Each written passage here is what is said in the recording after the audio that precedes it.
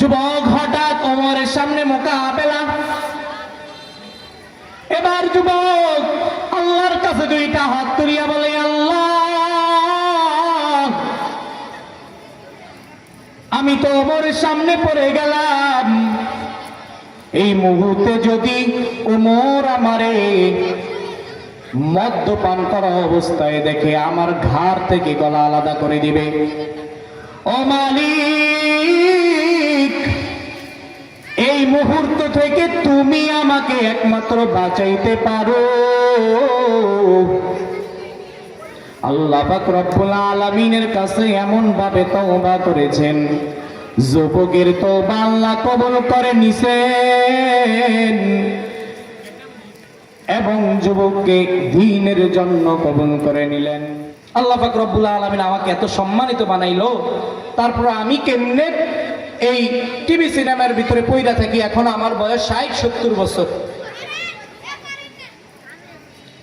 আল্লাহ পাক রব্বুল আলামিন আমাদের সবাইকে হেদায়েত দান করুক, বোঝার মতো তৌফিক দান করুক। সকলে বলি আমিন।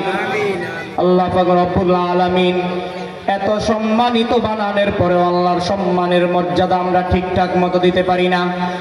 আল্লাহ পাক রব্বুল আলামিন দুনিয়াতে আমাকে পাঠাইলো, তার নিয়ামত আমি ভোগ করতেছি, আমি নিয়ামত বিভিন্নভাবে গ্রহণ করতেছি।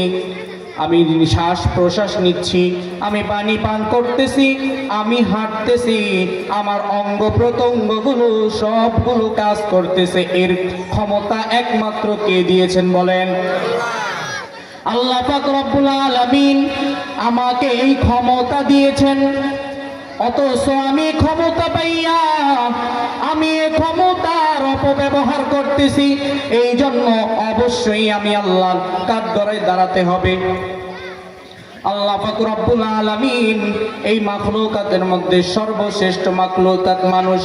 এই মানুষদেরকে আল্লাহ পাক রব্বুল আলামিন যখন ওই হাসরের ময়দানে বিচারের কাঠগড়ায় দাঁড় করাইয়া দিবেন, তখন আল্লাহ পাক রব্বুল আলামিন জাকিয়া বলবেন, বান্দা তোর শৈশব কালের হিসাবও আমি চাই না, তোর বৃদ্ধকালের হিসাবও আমি চাই না, তুই তোর যৌবন কালের হিসাব দিয়া জান্নাতে যা। এখন আমাদের যুগের যুবকদেরকে তো মসজিদের ধারে কাছে আপনি পাইবেন না, অথচ আল্লাহ পাক রব্বুল আলামিন বলেন, আমি যুবকদেরকে এমন সম্মানিত করছি, কিয়ামতের দিন কোনো হিসাব নেই না, শুধু যুবকদেরকে, কোন যুবক বয়সের হিসাব দিয়ে তুমি জান্নাতে যাও। যুবক বয়সের হিসাব দিয়ে তুমি জান্নাতে চলে যাও। তো এবার দেখেন সাধারণ মানুষ এখন বর্তমানে যে সমস্যাটা, সাধারণ মানুষ আপনি একটু সবার নিজের বিবেকের দিকে তাকান যে আমি যুবককালে কেমন আছিলাম।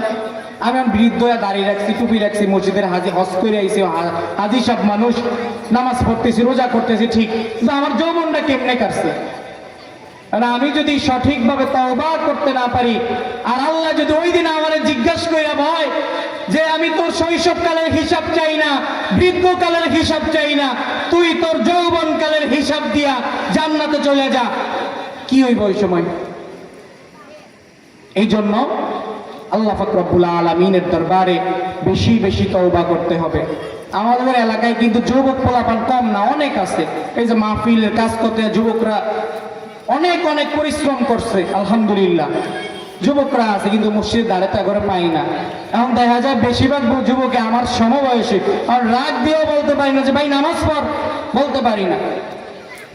অথচ আল্লাহ পাক রব্বুল আলামিন যুবকদেরকে এত সম্মান দিয়েছেন, এত মর্যাদা দিয়েছেন, আমরা এই মর্যাদার সম্মানের অপব্যবহার করতেছি।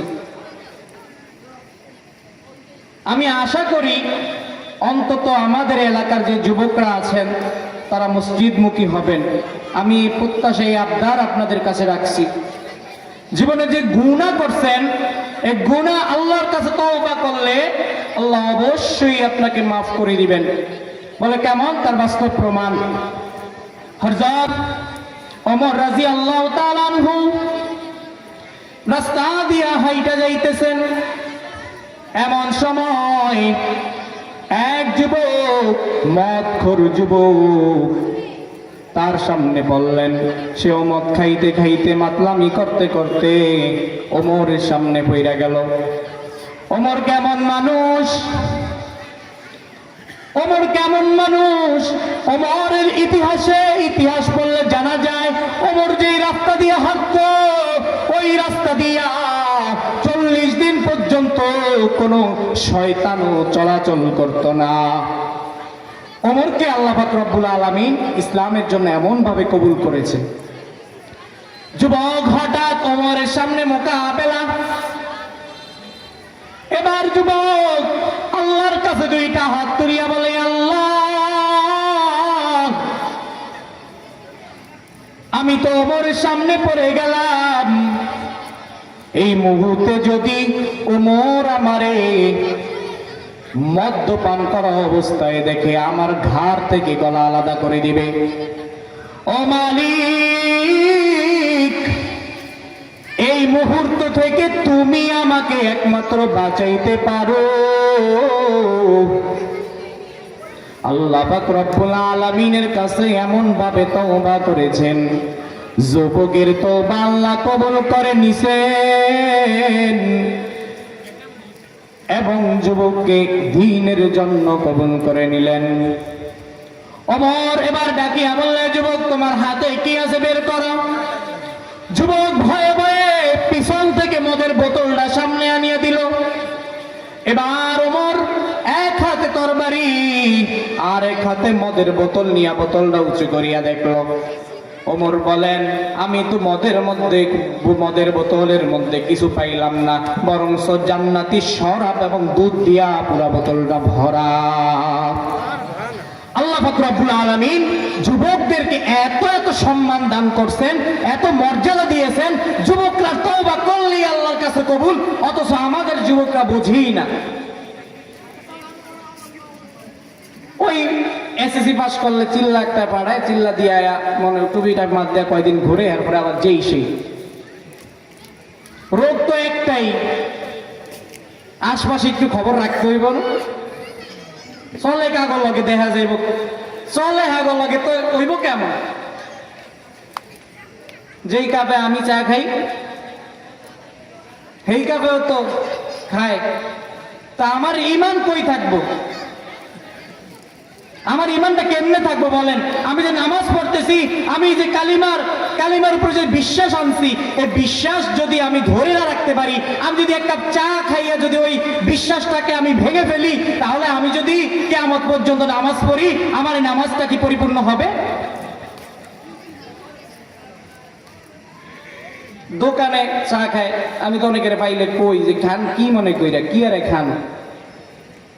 এই কাপে বিড়ি করে মুখ দেয়, এই কাপে একজন যে জেনাকারী ব্যভিচারকারী সেও মুখ দেয়। আপনি ইমানদার, আপনিও মুখ দিলেন, আপনার ঠোঁটটাও তো ওইখানে পড়ল, তাহলে আপনি তো করে চা খান কেন? আপনি ইমান, আপনার আল্লাহ বলে ইমানদার, হে ইমানদারগণ, অথচ আপনি ইমানের অসম্মান করলেন। আপনার ইমানদার যে বইলা ডাকলো, এই ডাকারই তো অসম্মানই করিয়া ফেললেন আপনি। এই জন্য এগুলো থেকে বিরত থাকুন, এগুলা করা যাবে না। আল্লাহ পাক রব্বুল আলামিন